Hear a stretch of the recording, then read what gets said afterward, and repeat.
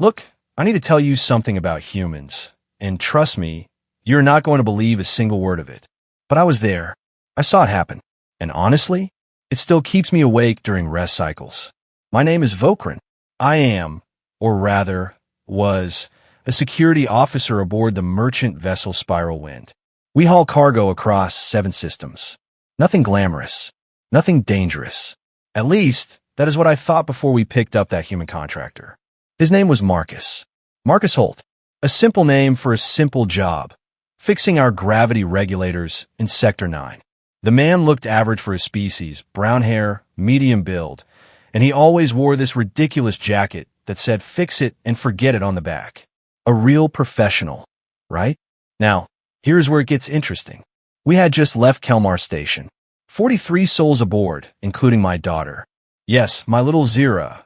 8 cycles old, curious as a plasma leak, and twice as dangerous to herself. She was not supposed to be in the cargo bay. She was definitely not supposed to be climbing the maintenance scaffolding. But there she was. I was doing my rounds when I heard it. That sound. You know the one. Metal groaning. Screws popping. That awful moment when physics decides to remind you that it exists. The entire scaffolding section was coming apart, and Zira was hanging 20 meters above the cargo bay floor. "Papa," she screamed. I ran. Ancestors forgive me. I ran as fast as my legs could carry me, but I was too far away. 70 meters, maybe more. The math was simple and brutal. I would not reach her in time. Then I saw Marcus. He was closer, maybe 30 meters from the scaffolding. He looked up, saw Zira, saw the metal giving way. And here's the part that still makes no sense to me. He smiled, actually smiled, like he had been waiting for something exactly this stupid to happen. "Hold on, kid," he yelled, and he started sprinting. Now, humans are not fast, not compared to my species. We are built for speed. They're built for, I do not know, stubbornness? But this human moved like his life depended on it. His boots hammered against the deck plating, his breath came in sharp bursts, and his eyes never left my daughter. The scaffolding gave a final, horrible shriek. Zira fell. I screamed. Every parent knows that sound. The one that comes from somewhere deep and primal when your child is in danger. But Marcus? He did not scream. He calculated. I saw it in his face. Angles. Velocity. Distance. Timing. He reached the fall zone with maybe half a second to spare. And he jumped. Not towards safety. Not away from danger. He jumped directly into the path of the falling metal beams, each one heavy enough to crush a fully grown Keltorian like me. He stretched out his arms, caught Zira midair, and tucked her against his chest. Then the scaffolding hit him. I heard the impact from across the bay. Metal on bone. The sound of something breaking. Multiple somethings. Marcus went down hard, rolled twice, but his arms never loosened around Zira. Not once. When I finally reached them, my hand was shaking so badly I could barely check my daughter for injuries. She was crying, terrified but unhurt. Not a scratch on her. Marcus had absorbed everything. "Is she okay?" he asked. Blood was coming from somewhere. Several somewheres. "You idiot!" I shouted. "You stupid, reckless, insane human." He laughed. Actually laughed. Then winced because apparently laughing with 3 broken ribs is not advisable. "Yeah, that sounds about right," he said. "But hey, she's fine. So we're good. We're good." This maniac had just thrown himself under half a ton of falling metal to save a child who was not even his species. And he thought we were good? The medical team arrived and started working on Marcus immediately. Scanning. Injecting. Stabilizing. Dr. Fenrick, our chief medical officer, pulled me aside. "Vokran," he said quietly, "this human has 14 fractures, internal bleeding, and what I believe is a punctured lung. By all calculations, he should have avoided that fall zone. He had time. He could have saved himself. I know," I whispered. "He chose this. He chose to take the impact." I looked back at Marcus. They were loading him onto a medical stretcher now. Zira was holding his hand, crying, thanking him over and over again. And Marcus? He was still smiling at her, telling her some joke about how he had always wanted to test the durability of human bones. That is when it hit me.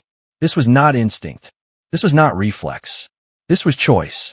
A conscious, calculated decision to place an alien child's life above his own. What kind of species does that? 3 days. That is how long Marcus spent in our medical bay. And let me tell you, humans are terrible patients. Absolutely terrible. Can I get up yet? He asked Dr. Fenric every 4 hours like clockwork. No, Fenric would reply. How about now? Still no. What if I promised to only use one lung? I visited him every shift, partly to check on his recovery, mostly because Zira refused to leave his side, and someone had to make sure she actually ate and slept. She had attached herself to this human like a thermal barnacle. Mr. Marcus, she would ask, why did you do it? And every single time, he gave her a different answer. Because I'm scared of your dad. Because I needed the exercise. Because the cargo bay floor looked uncomfortable, and you seemed too young to appreciate uncomfortable floors. Stupid human humor. But it made her laugh, so I allowed it. On the 4th day, Captain Rexel called me to the bridge. When I arrived, I found her staring at the communication console with an expression I had never seen before. Confusion mixed with something that looked disturbingly like fear. We have a problem, she said. What kind of problem? She activated the display. 47 incoming messages. 62. 90. The numbers kept climbing. Someone leaked footage of the incident, Rexel explained. Cargo bay security cameras. It is on every network from here to the outer colonies. My stomach dropped. How bad? Bad. She let out a sharp breath. Vokrin, it has been viewed 2 billion times in the last 18 hours. Every species in the known galaxy has seen a human sacrifice himself for a Keltorian child. I watched the footage play. Watched Marcus calculate. Run. Jump. Watched him curl around Zira as metal rained down. The angle made it even more dramatic than I remembered. You could see it clearly, the exact moment he decided. The exact instant he chose potential death over letting her fall. The Galactic Council wants to speak with him, Rexel continued. The Terran Embassy is demanding his location. 17 news organizations are requesting interviews. Vokrin, what did this human do to my ship? What did he do? He made us famous. He made humanity famous. And he did it by being exactly what humans apparently are when nobody is looking. Completely. Utterly. Insane. I returned to medical. Marcus was sitting up now, against Fenric's explicit orders, trying to teach Zira an Earth card game called Go Fish. You are famous, I told him. He looked up, genuinely confused. What? I showed him the view counts, the messages, the requests. His face cycled through several expressions, none of them happy. Oh no, he muttered. Oh no. I did not sign up for this. I fix gravity regulators. That is it. That is the job description. Too late, I said. The galaxy wants to know why you did it. They want to understand what kind of species produces people who make choices like yours. Marcus was quiet for a long moment. Then he looked at Zira, who was organizing her cards with intense concentration. You want the real answer? He asked softly. Yes, because she is a kid. Because kids do not deserve to fall.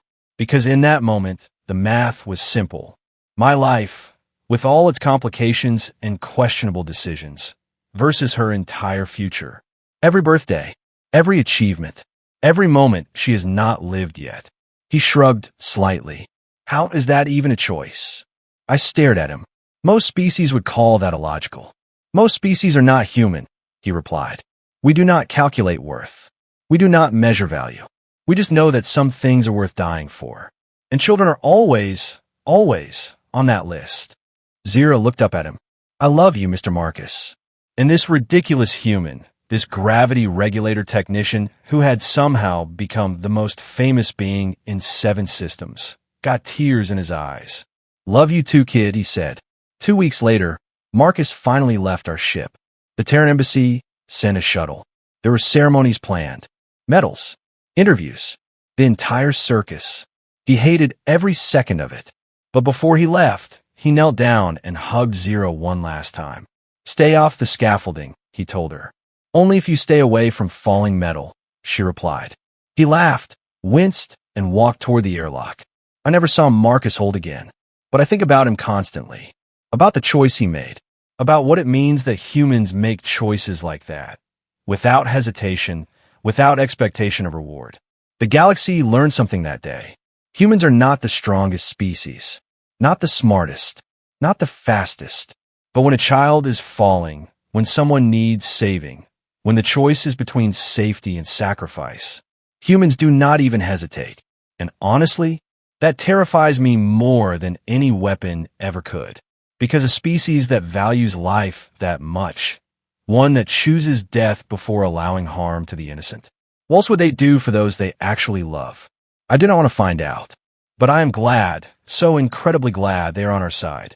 If this story entertained or taught you something, please like and subscribe to our channel. It really helps us grow and bring you more stories like this. Thanks for watching, and see you in the next story.